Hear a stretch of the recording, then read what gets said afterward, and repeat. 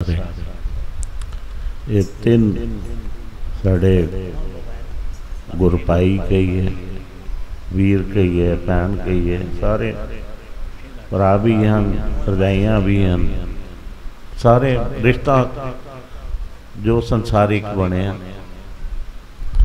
लेकिन जिस तरह आप जी ने कविता सुनी, एक ज्ञान किसी किसी नूं होंदा है कि अपने मालक का शुकराना भी कर रहे हैं कि सारे सुख मिल गए,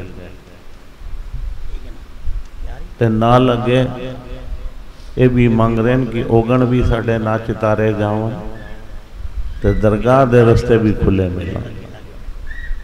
ते असी संगत जिहड़ी इकट्ठे हुए हैं, असी अपना फर्ज निभाइए। उस वक़्त जिस वक़्त ये सारे चढ़ाई की थी, इतना कठिन समा सी कि परिवार नू भी इकट्ठा होना बड़ा औखा हो गया सी। जिस तरह हालात बने, इन्हां दी उस तरह संभाल हुई। लेकिन हुण संगत विच भावें असी बराड़ी मना रहे हैं, लेकिन उन्होंने याद कर रहे हैं कि आओ सारे मिल के गुरु दे चरणा यही कहिए, जो सजन असीसियां जो होवे साहिब से उमेद। सारे मिल के असी असीस करिए, क्योंकि इत्थे अरदास जिहड़ी करन आए हैं ना, परिवार इकट्ठे हुए हैं, गुरभाई इकट्ठे हुए हैं। ये बाणी उन्हां दे निमित्त पढ़ी गई, पाठां दे भोग पे।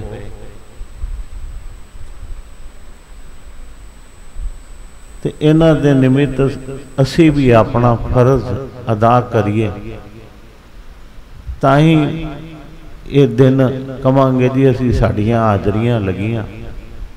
ते लेकिन एक सिख भी लैके जाइए।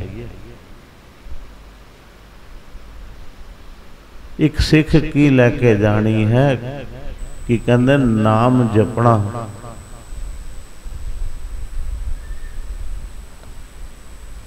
गुरु कोलों नाम ना लिता होवे ना, ते कहो असी राम दा नाम जपने आ, ते वो व्यर्थ।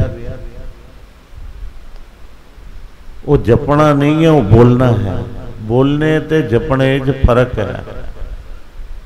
जिहड़ा बोलना होंदा है वो हवा हो जाता है, जिहड़ा जपना होंदा है वो अंदर जाता है। ते अंदर कदों जाता है जब गुरु की कृपा होंदी है।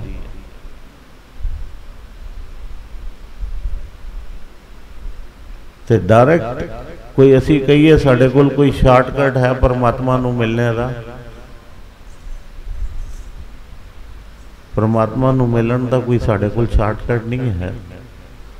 सानू विचोला बनाना पैंदा है। ये जिहड़ा संग बनता है ना, ये एवें नहीं बनता।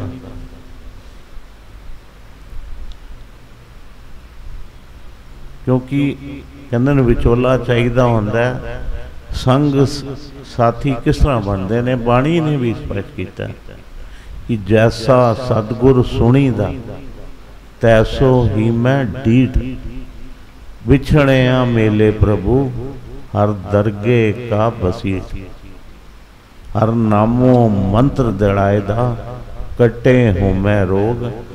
नानक सतगुर तिना मिलाया जिना तुरे पिया संजोग। ये शब्द तुसी इन्ना समझना, ब्याह शादी वक्त भी असी पढ़ते हैं, लेकिन इस दे शब्द अर्थ समझो। बाणी जिहड़ी है ना, आनंद साहब असी सदा पढ़ने, दुख होवे सुख होवे, गुरु ने सानू समझाया कि आनंद च रहना है, भाने च रहना है। अज तीन जिथे असी वराणियां कर रहे हैं, एक ब्याह का भी शुकराना कर रहे हैं। क्योंकि अगों जिस तरह भाई साहब ने जिक्र किया, 21 अप्रैल आ रही है, उस दिन मालकां का दिन भी मनावांगे ना। तो सदा ही कहने जन्म मरण दोहू में नाई जन पर उपकारी आए। क्योंकि असी इतने बड़े परिवार दे हाँ, इस परिवार दुख भी होणगे सुख भी होणगे, होर भी कितनियां चीज़ां होणगियां। रोज़ अरदासां जदों होणगियां तो कितनियां सारियां अरदासां होणगियां, किस किस दियां बेनतियां परवान होणगियां, क्योंकि बड़ा परिवार है। तो गुरु के दर ते आए हैं तो इन्हां दी भी अरदास करनी है। अपनियां जो अरदासां लैके आए हैं वो तो गुरु महाराज कृपा करे, लेकिन इन्हां ये जड़ियां विछड़ियां रूहां ने इन्हां वास्ते भी ते जड़ी सुहाग जोड़ी आई उस वास्ते भी। हुण देखो अरदास इको ही है, गल समझना, अरदास इको ही है,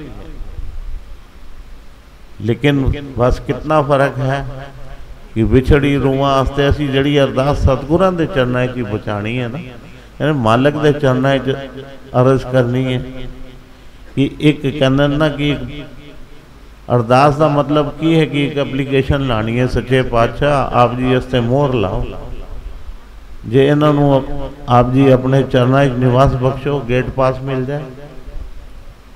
तो एक एप्लीकेशन ये लानी है कि जड़े बच्चे इत्थे जीवन दिता है आपने, जो सांझ पाई है बच्चे बच्ची नाल, उहदे सुख होवन। ये सारियां चीज़ां कहंदे ना पैरल चलदियां ने। गुरु कोलों यही बख्शिशां मंगणियां ने।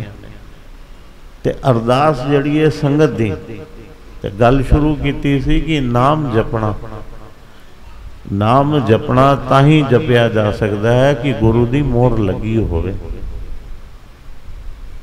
बिना गुरु दे जपोगे तो जाएगा किथे, पहले एक गल समझो। गुरु ने अगर तुहानू कुछ दिता होएगा तो जपोगे ना, सुन के जपने विच कोई फायदा नहीं। तो असी जितने हाँ नाम जपिए, जिथे जो लगे अपने मुर्शद मुबारक होनो, लेकिन अपने गुरु को जाके नाम जरूर लो, मोहर जरूर लगवाओ, ताकि तुहाडी जड़ी कीती मेहनत है तुहानू पता होवे कि एक किस खाते में जमा हो रही है। साडा खाता मालक दे चरणां विच खुलिया होवे, खाता साडा खुलिया होएगा ते अज जड़ी असी अरदासां करांगे, भाई संगत की अरदास तो यही होती है ना कि सच्चे पातशाह कि ये जिस जेड़े परिवार बच्चे साढ़े आप जी दे आप दे चरणा पुजे, वो कविता पढ़ सुन रहे सो ना कि सागर जितने पानी है उतने ओगण ने मेरे, ओगण गिनवा रहे ने। हो सकता है कि असी उतना ना जपया हुआ, बाणी भी वो कह रहे सन भाई साहब, बाणी भी ये कह रहे सन कि साड़ी जड़ी मांग है उस तो कई गुना ज़्यादा है जितनी साड़ी कमाई नहीं, कमाई तो ज़्यादा साड़ी मांग है, लेकिन उस कमाई नाल उन्होंने पूरा करने वास्ते कहते न सात संगत की अरदास की जरूरत होती है। तो कहते सात संगत आराधिए जोड़ी जुड़ी खरणाओं पुरानी। तो सात संगत की अरदास अज सब ने बेनतियां करनियां ने, दो हाथ जोड़ के जिस तरह समझाया गया है कि ये सिर्फ ना साड़ी रह जाए कि असी संगत आके भी कुछ ना पाया, कुछ ना किया, तो इत्थे बहना साड़ा अपना भी व्यर्थ हो गया। अगर संगत आके फॉर्मैलिटी रह गई कि जी मैं तो सिर्फ शक्ल दिखाण आया, तो उसका कोई फायदा नहीं है।